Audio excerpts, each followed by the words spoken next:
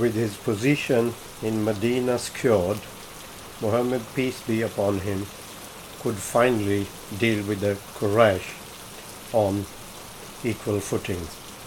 Confident in the stability of the Muslim state and inspired by the recent revelation that promised impending victory, Muhammad, peace be upon him, set out in 628 with an army of 1,500 towards Mecca. But this was not an army intent to go on war. They were clothed in a simple two garments outfit of pilgrims and only carried travelling swords. No armour, no cavalry, and no banners of war were brought along. Muhammad, peace be upon him, hoped to gain access to Mecca and the Kaaba peacefully in order to conduct a pilgrimage. He camped just outside the borders of Mecca at Hudaybiyyah, waiting for permission from Quraysh to enter the sacred grounds.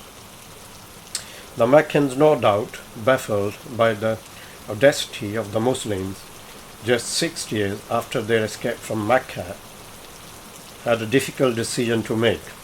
If they allowed Muhammad, peace be upon him, and his followers to enter Mecca, they would look weak to other Arab tribes, unable to prevent a barely armed force from entering their city.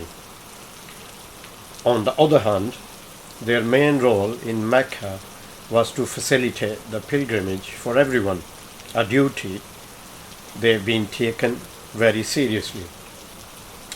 So in the end, they negotiated a treaty with Muhammad, peace be upon him, famously known as Sulh Hudaybiyyah or Treaty of Hudaybiyyah. So they agreed to vacate Mecca for 3 days to allow Prophet Muhammad, peace be upon him, and the Muslims to complete the pilgrimage. The following year, Muhammad would have to return to Medina that year without having visited his hometown. Furthermore, a truce was agreed to. Mecca and Medina would refrain from fighting for 10 years. So some Muslims were clearly discontented by the terms of the Treaty of Hudaybiyyah, having hope for immediate access to Mecca or even a complete conquest of Quraysh. But the treaty provided a welcome respite from conflict that gave Muhammad, peace be upon him, the ability to expand Islam far beyond Medina. Now, without the threat of internal dissent and external invasions, Prophet Muhammad, peace be upon him, had the freedom to send missionaries throughout the Arabian Peninsula and even beyond into the Byzantine and Persian empires in the north. So Bedouin tribes converted in masses, allying themselves with the Prophet, peace be upon him. Even Meccans began to convert. Khalid ibn al-Walid and Umar al-As, two of Quraysh's greater military commanders, left Mecca and joined Muhammad, peace be upon him, in Medina in the years after Hudaybiyyah.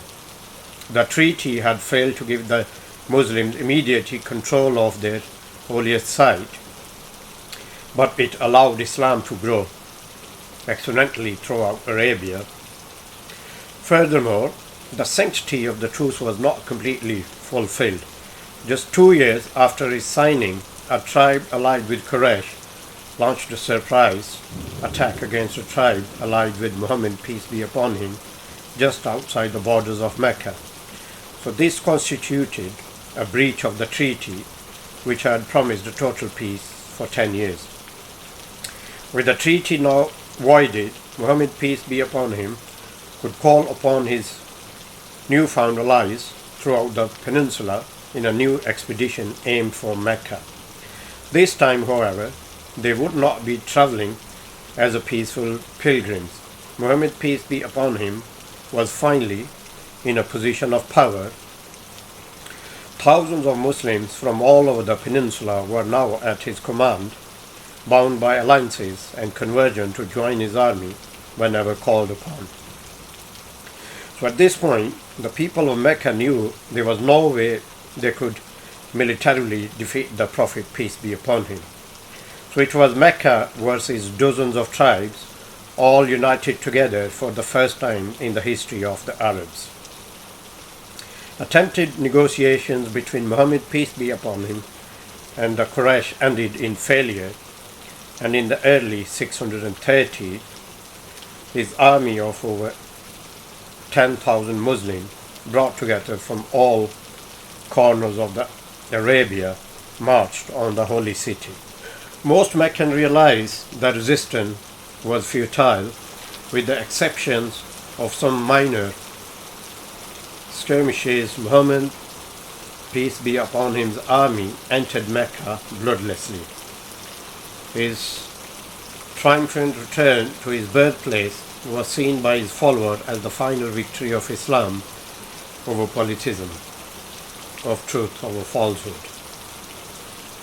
The hundreds of idols surrounding the Kaaba were destroyed, making the sanctuary a place for Muslims worship dedicated to one God. For many in Mecca, including the leaders of Quraysh, Abu Sufyan, this complete conquest was a sign that their idols were in fact no more than crude sculptures of the stone and wood. They submitted to Muhammad, peace be upon him, the man they had oppressed, chased out of the city, and gone to war with. So Muhammad, peace be upon him, in return, proved to be a lenient conqueror. Most Meccans were left unharmed, a remarkable gesture for people accustomed to brutal tribal war that showed no mercy.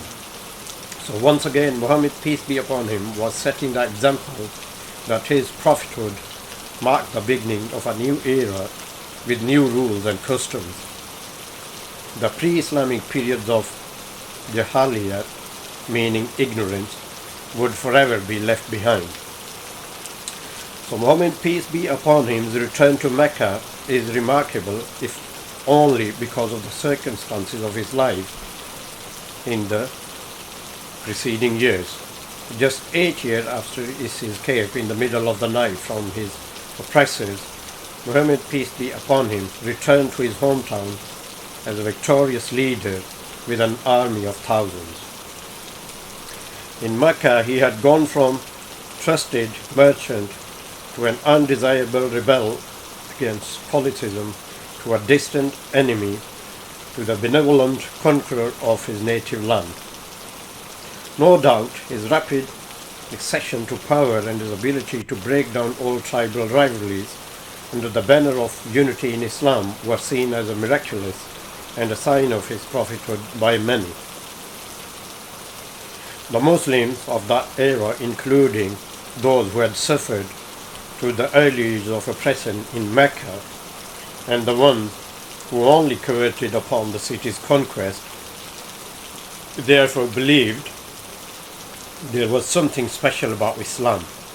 So it was guided and protected by Allah in their eyes, and they were on special mission to spread this true religion to the rest of the world. So the Mindest would play a major role in the way Muslims viewed themselves on the world stage throughout their history.